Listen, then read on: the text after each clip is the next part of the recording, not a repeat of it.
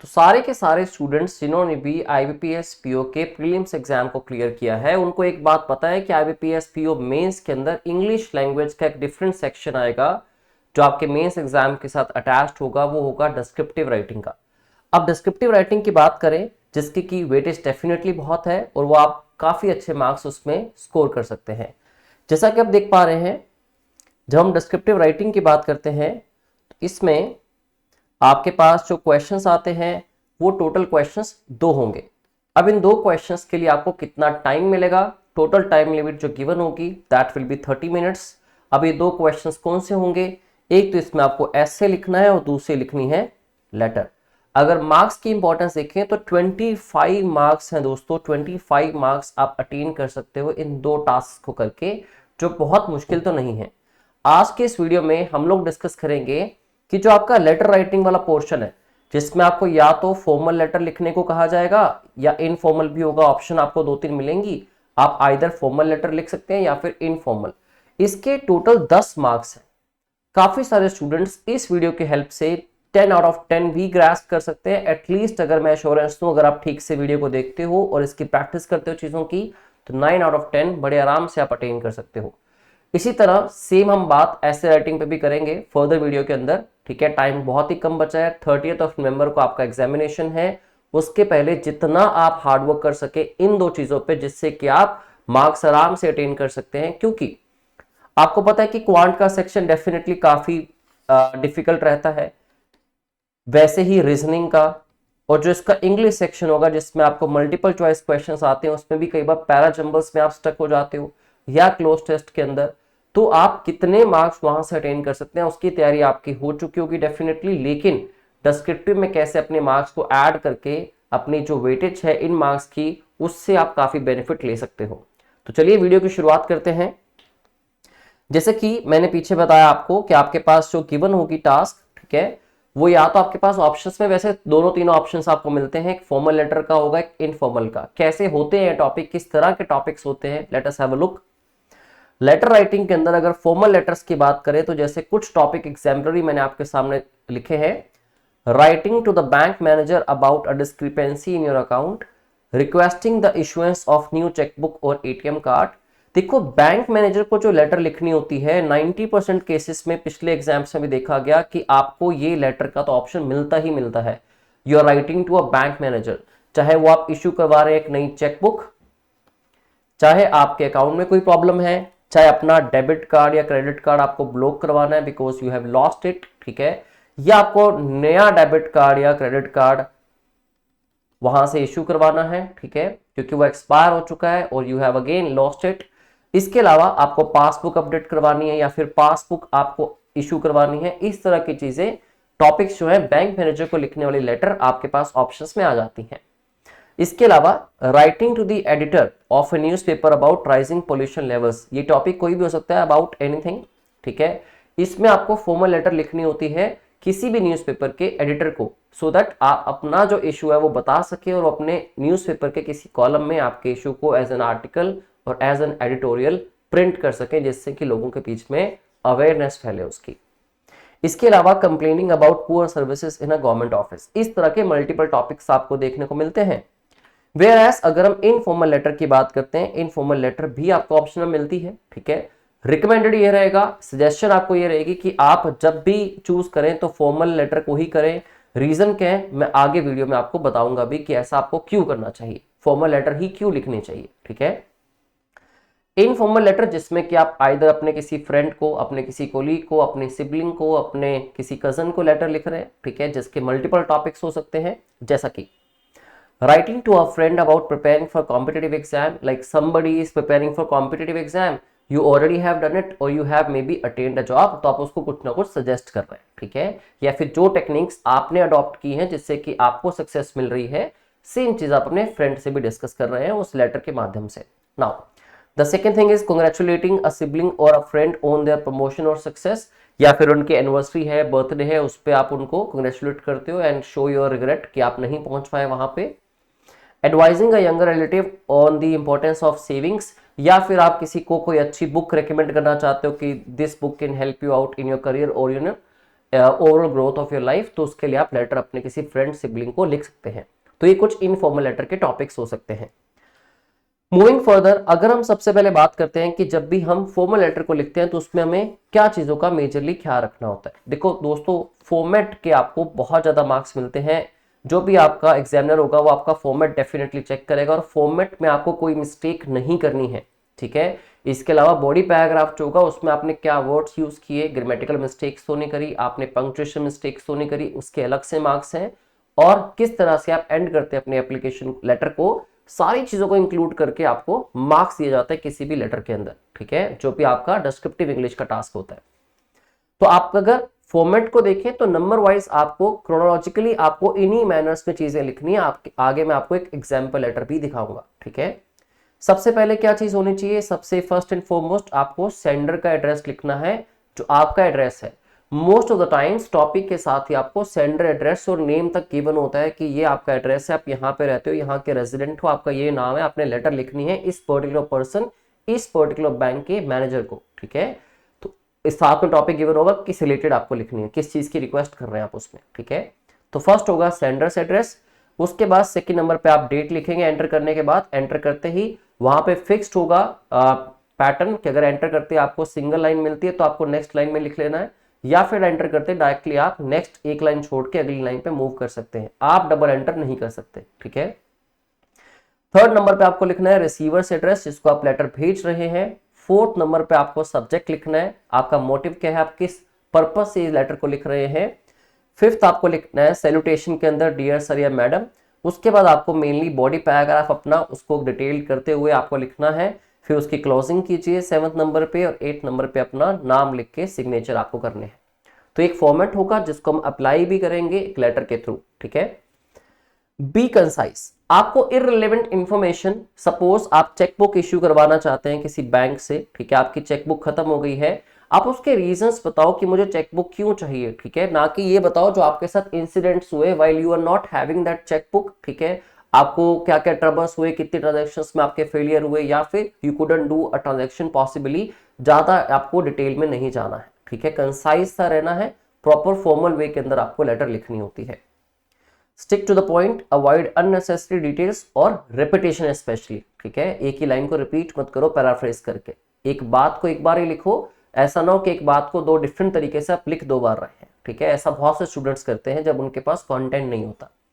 इस वीडियो में आपको मैं कंटेंट भी दूंगा जो बेसिक फिक्स्ड कंटेंट है, जिसको आप as it is copy paste करके बाकी का पार्ट फिलअप करके अपने लेटर को कंप्लीट कर सकते हो बड़ी आसानी से, क्योंकि गिवन टाइम के अंदर यही चीजें हैं जो काम आ सकती हैं। कोई 1-2 महीने का टाइम तुम्हारे पास बचा नहीं है, महज 4 से 5 दिन ही है, ठीक है। मेंटेन अ पोलाइट टोन, क्योंकि आप फॉर्मल लेटर लिख रहे हैं, you have to maintain it. Use respectful language like I kindly request you to issue, या फिर योर असिस्टेंस इज अप्रिशिएटेड, ठीक है, जब आप एंड करते हैं उस चीज को। अब अगर हम देखते हैं किसी भी फॉर्मल लेटर को लिखना है तो उसके आगे और क्या टिप्स हो सकती हैं। ऑर्गेनाइज द बॉडी, ऑर्गेनाइज करने का मतलब क्या है कि आप सबसे पहले इंट्रोडक्शन ही दो अपनी, जिस बात के बारे में आप लेटर लिख रहे हैं, जो आपका मेजर एजेंडा है उस लेटर को लिखने का, ना कि पहले अपनी सिचुएशंस को आप मेंशन करो फिर इंट्रोडक्शन दो अपने टॉपिक की, ठीक है। इंट्रोडक्शन के अंदर state the purpose clearly, details में देखें तो प्रोवाइड रेलिवेंट इंफॉर्मेशन, कंक्लूड करना है तो request action politely and thank the recipient, जो रिसीवर है आपका। प्रूफ रीडिंग जरूर कर लेनी है, ठीक है, ऐसा कुछ नहीं है चाहे कितना भी दिग्गज इंसान क्यों ना हो, हु हैज रिटन हंड्रेड्स और थाउजेंड्स ऑफ लेटर्स, एक बार लिखने के बाद कोई ग्रामेटिकल मिस्टेक, कोई वर्ड के स्पेलिंग में मिस्टेक, कोई पंक्चुएशन मिस्टेक किसी से भी हो सकती है, ठीक है, क्योंकि बर्डन बहुत होगा एग्जाम के टाइम पे, घर बैठ के आधा घंटा लेके तो आप लेटर लिख नहीं रहे, क्योंकि ये टास्क तो आपको महज 7 to 8 मिनट्स में फिनिश करनी ही पड़ेगी एट एनी कॉस्ट, ठीक है। तो एक बार 1 मिनट से 1.5 मिनट अपना स्पेंड करो प्रूफ रीडिंग करने पे। कोई मिस्टेक हुई है, माउस काम नहीं कर रहा होगा, लेकिन बैक स्पेस एरोस काम करेंगे, आप एरोस के साथ ऊपर नीचे शिफ्ट करके बैक स्पेस के साथ अपना वर्ड रिप्लेस कर सकते हो, ठीक है। Use a professional closing end with your sincerely या फेथफुली। कुछ स्टूडेंट्स ऐसा भी लिख देते हैं your apostrophe S, I don't know where they have learned it, it was never mentioned in English language, क्योंकि वर्ड दो ही होते हैं, या तो योर या फिर योर्स, और आपको लिखना है योर्स सिंसियरली, योर्स सिंसियरली या योर्स फेथफुली, ठीक है। Now let us have a look on an exemplary letter तो now you are writing to bank manager for issuing a new chequebook. ठीक है, ये आपका टॉपिक है। मोस्ट ऑफ द टाइम्स आपको एड्रेस भी गिवन होगा, नेम भी गिवन होगा। ठीक है, जैसा कि मैंने कहा था, फर्स्ट एंड फॉरमोस्ट आपको सेंडर का एड्रेस लिखना है। देखिए, लेटर लिखते टाइम आपको ये चीज नहीं लिखनी कि मैं जी सेंडर्स एड्रेस लिख रहा हूं। ठीक है, ये आपको बताया गया है कि आप सबसे पहले क्या लिखेंगे। तो लिखना आपने यही है, 123 greenfield apartments. If the address and the sender's information is not given to you, you can write anything that you wish to.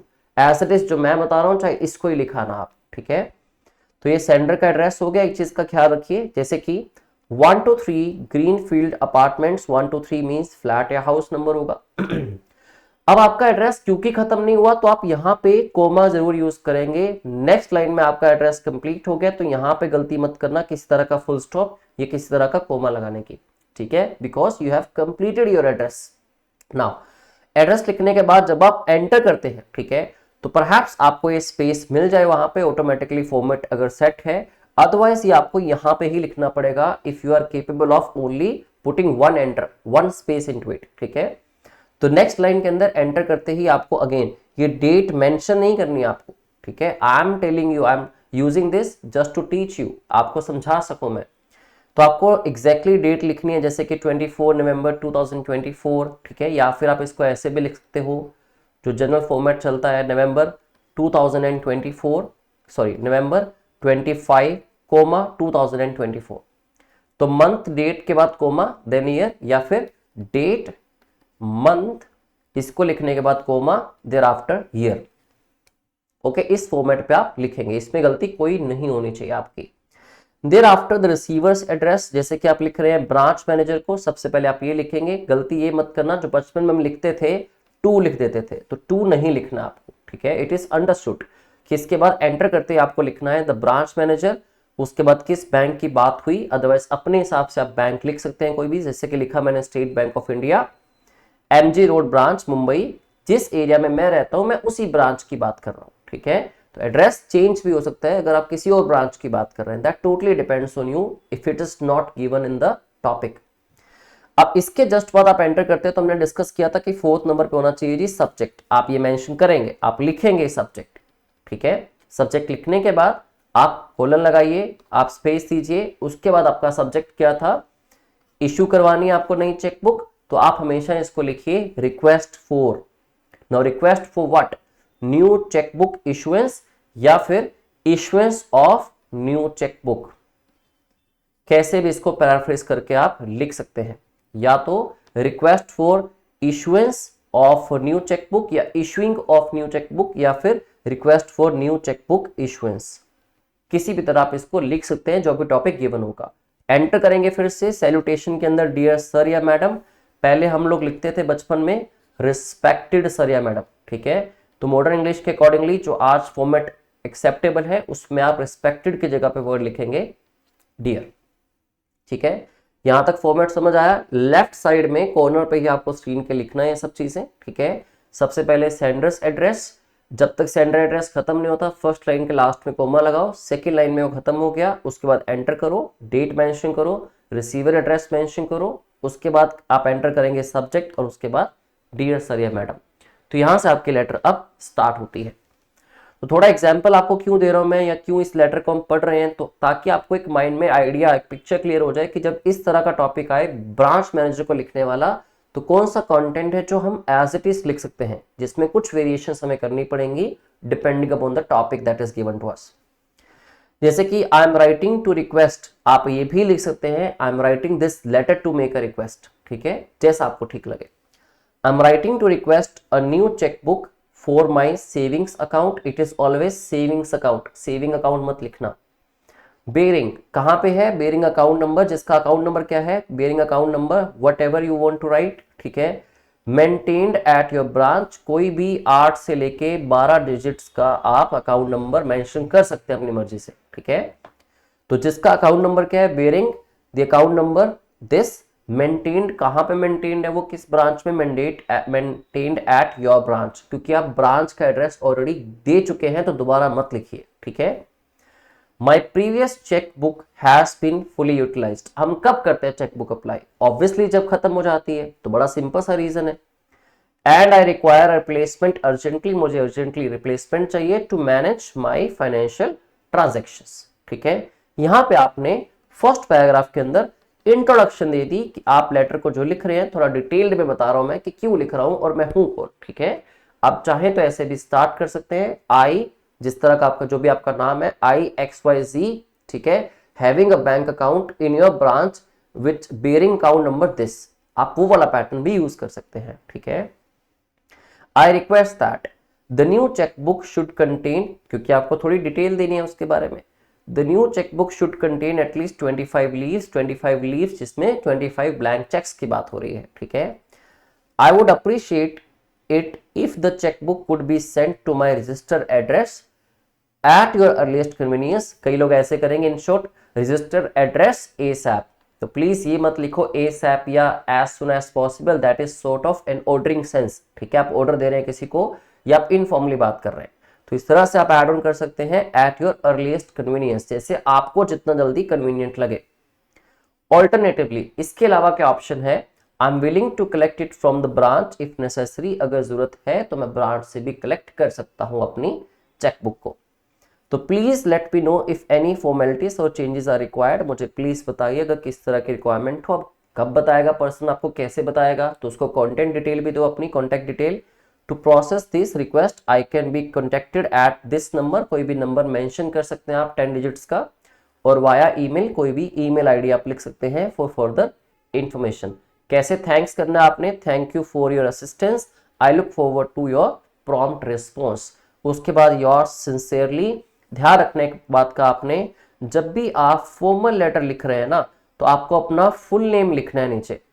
अब अपना लिखना है, किसका लिखना है, that depends on you, but मैं कहना ही चाहता हूं कि उसमें आपको फर्स्ट नेम और लास्ट नेम दोनों मेंशन करने हैं। ठीक है, इनफॉर्मल में चल जाता है अगर अपना सिर्फ फर्स्ट नेम भी लिखते हो तो, बट इसमें suppose my name is Ankush Dawra, तो I will mention Ankush Dawra first as well as last name.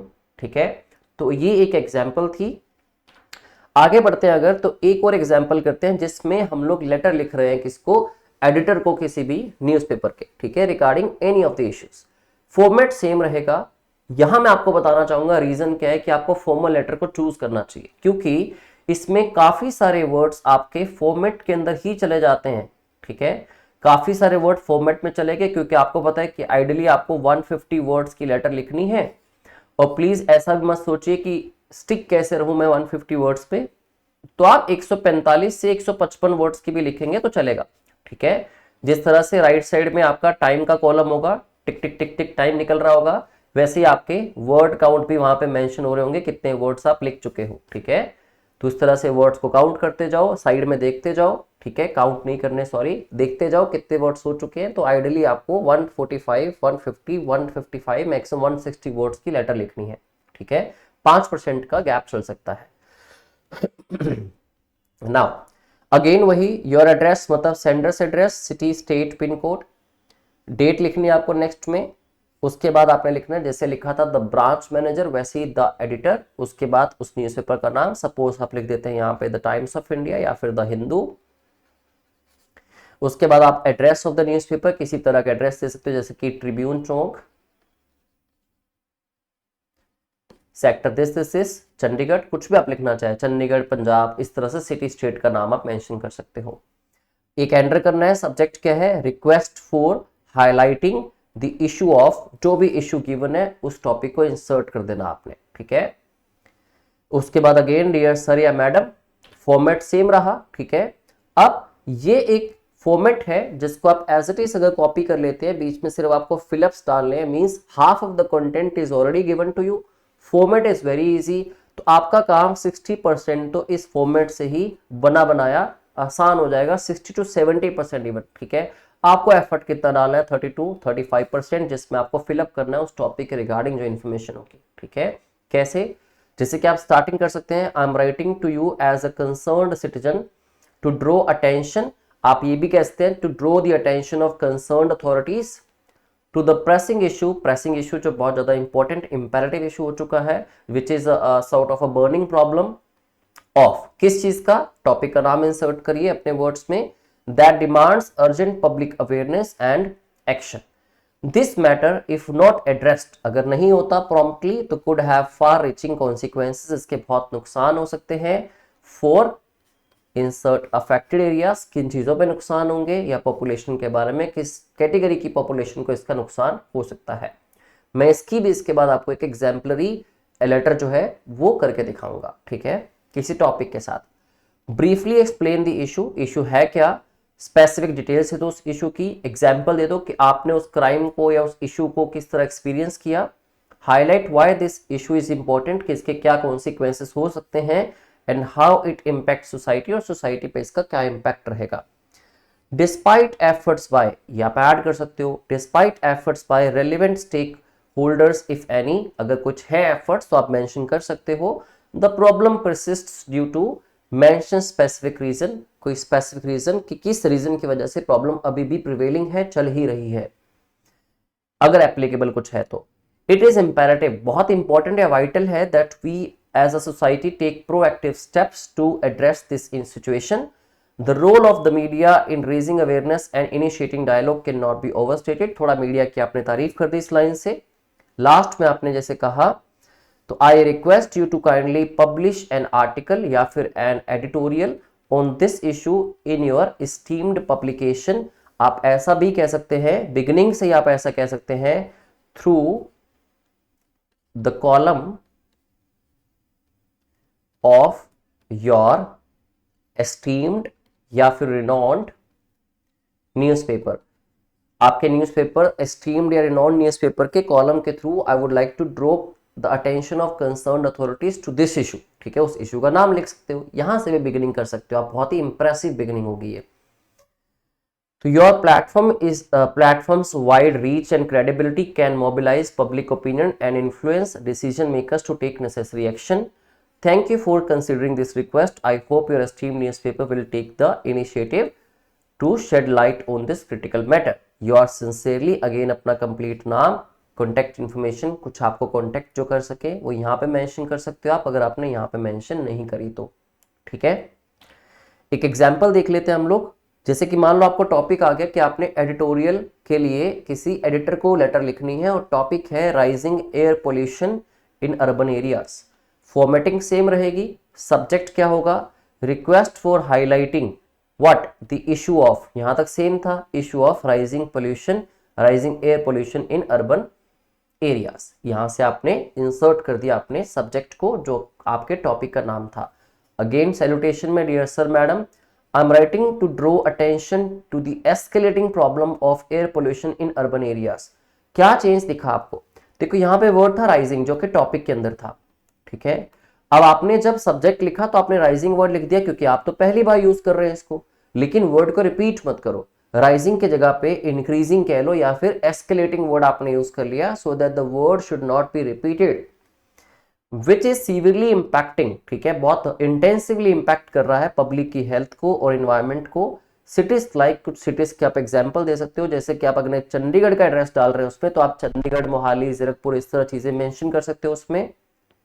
are recording hazardous air quality levels due to unchecked, reason क्या है, unchecked vehicular emission, industrial activities and rampant deforestation, क्योंकि deforestation का सबसे बड़ा role रहता है इसमें।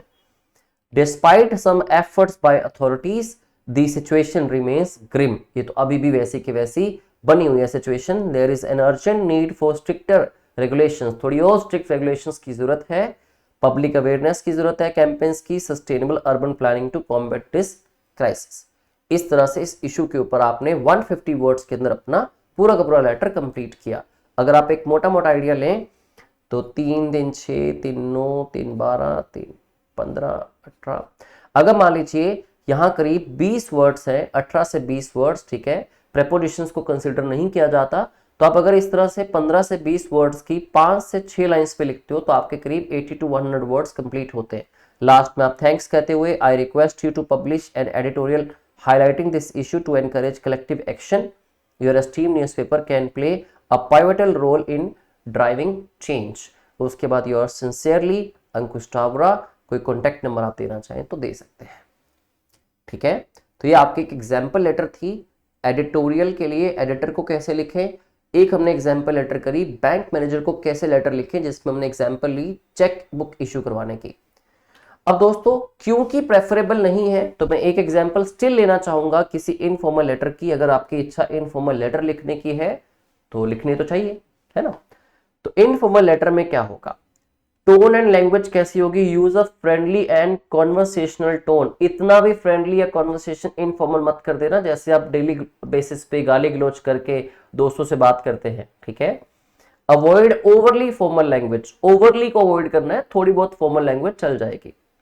स्ट्रक्चर में begin with a warm greeting and purpose of the letter, share relevant advice experiences और अपडेट्स, डिपेंड करता है टॉपिक पे आप किस तरह से इंफॉर्मेशन प्रोवाइड कर सकते हैं। And with a positive tone और invitation to reconnect, word limit में ensure it's concise yet detailed enough to convey your thoughts. तो इंश्योर करना है कि ये कंसाइज थी, आपकी जो लेटर थी बहुत ज्यादा डिटेल में मत जाना, ठीक है। नाउ एक एग्जाम्पल लेटर अगर हम इनफॉर्मल की करें, एडवाइजेबल क्यों होता फॉर्मल लेटर, क्योंकि फॉर्मेट बहुत छोटा होता है आपका इनफॉर्मल लेटर का, ठीक है। इसमें फॉर्मेट छोटा होने की वजह से काफी वर्ड आपके यहीं से चले जाते हैं, ठीक है। और आपको लेटर के अंदर ज्यादा प्लेंटी ऑफ वर्ड्स लिखने पड़ते हैं जिसमें ज्यादातर स्टूडेंट्स को दिक्कत आती है, ग्रामेटिकल मिस्टेक्स ज्यादा हो सकती हैं, सेंटेंस स्ट्रक्चर में प्रॉब्लम आ सकती है। तो इसमें आपको अपना एड्रेस लिखना है, सिर्फ सेंडर्स एड्रेस आएगा, इसमें रिसीवर्स एड्रेस नहीं आएगा, ठीक है। अगेन ये लिखना नहीं है, ठीक है, डायरेक्ट जो एड्रेस गिवन है वो लिखना है आपने। तो writing to a friend about preparing for competitive exam, ठीक है। आपने एड्रेस लिखा, अपना डेट लिख दी, उसके बाद एंटर करके, फिर एंटर करके आपने डियर राहुल लिखा, फिर एंटर करके आपने स्टार्ट कर दी अपनी letter. I hope this letter finds you in good health and high spirits. It has been a while since we last caught up and I have been meaning to write to you। इतनी line तो as it is copy paste कर सकते हो आप, ठीक है। किसी भी फ्रेंड को कोई भी लेटर लिखते हो, अगर आप इवन किसी सिबलिंग को लिखते हो, आप किसी कजन को लिखते हो, चाहे आप। Recently I heard about your plans to appear for the upcoming IBPS PO exam and I thought I would share some tips to help you prepare। ठीक है, अब अपनी टिप्स जो है वो उससे शेयर करना चाहते हो as you have just got to know कि वो कॉम्पिटिटिव एग्जाम स्पेसिफाई कर दिया IBPS PO को देने वाला है। नाउ तो सबसे पहले बेसिक से स्टार्ट करता है। फर्स्टली तुम क्या करो, focus on building a strong foundation in the basics, जैसा कि आप लोगों ने भी किया होगा, हम करते भी हैं जब आप बैंकिंग या एसएससी या किसी भी कॉम्पिटिटिव एग्जाम की तैयारी करते हैं। तो for the reasoning and quantitative sections practice is key, जितनी प्रैक्टिस कर लो क्योंकि स्पीड बिल्डिंग बहुत इंपॉर्टेंट है। It is just a speed test. Try solving puzzles and mock test regularly. They not only enhance your speed, reason भी दो, but also improve your accuracy. For the English section, reading newspaper like The Hindu will help you build vocabulary and comprehension skills, क्योंकि vocab और comprehension का काम काफी रहता है आपके बैंकिंग एग्जाम के अंदर। Secondly, तुम क्या करो, do not ignore the descriptive section, जैसा कि हम लोग आज इग्नोर नहीं कर रहे। It carries significant weight and can be a game changer. Practice writing essays on current topics and formal informal letters. Always stick to the format and word limit. Word limit और format का आप भी बहुत ख्याल रखना। आपको पता होना चाहिए कि आइडियली 150 वर्ड्स की आपकी लेटर है। अगर ऐसे की बात करें तो आइडियली 250 वर्ड्स का आपको लिखना होता है। As I told you, margin चलेगा 5% का, ठीक है। तो 140-45 से लेके 155-60 तक वर्ड्स हो सकते हैं। As these are crucial for scoring well. अब लास्ट में आप कंक्लूड करते हो, उसको क्या सजेस्ट करते हैं। Lastly, stay consistent and manage your time effectively. Make a daily schedule and stick to it. Preparing for competitive exams can be challenging, but with determination and hard work, I'm sure you will do great. If you need any study material or guidance, feel free to reach out. Also, let us plan a quick meetup after your exam to catch up and unwind. Wishing you all the best for your preparation. You have got this, my friend. तो इस तरह से आप कुछ lines beginning और last की as it is लिख सकते हो और बीच में अपने रेलिवेंट जिस चीज के बारे में बात कर रहे हैं उस टॉपिक पे बड़ी इंफॉर्मेशन आप दे सकते हैं, क्योंकि इनफॉर्मल लेटर है, बहुत ज्यादा आपको फॉर्मल स्ट्रक्चर की जरूरत नहीं होती। But I repeat myself, formal letter लिखने का एक अलग मजा और अलग बेनिफिट है। फॉर्मेट के आपको मार्क्स अच्छे मिल जाते हैं, इसमें फॉर्मेट से ज्यादा कंसिडर होगा आपका कॉन्टेंट, क्योंकि फॉर्मेट कुछ है ही नहीं खास, right. Take care and stay in touch. Warm regards Ankush. यहाँ पे पूरा नाम नहीं भी लिखेंगे तो चलेगा, because this is an informal letter, but formal में ध्यान रखना है इस चीज का। ओके, तो आज की वीडियो में इतना ही था। अगर आपको लगता है कि आपको किसी तरह की इंफॉर्मेशन या फिर ऐसी एग्जाम्पलरी लेटर्स चाहिए तुम्हारे टेलीग्राम ग्रुप पे आओ, उसको ज्वाइन करो, चाणक्य चंडीगढ़। इसमें आपको एग्जाम्पलरी लेटर्स भी काफी सेंड की जाएंगे आपके एग्जाम से पहले। तो दोस्तों जल्दी मिलूंगा आपसे फिर डिस्क्रिप्टिव पेपर राइटिंग में ही ऐसे लेटर के साथ। ओके, ऐसे राइटिंग के साथ। ऐसे लेटर हो गया आज, ऐसे हम अगली वीडियो में डिस्कस करेंगे। Thank you very much and have a good day.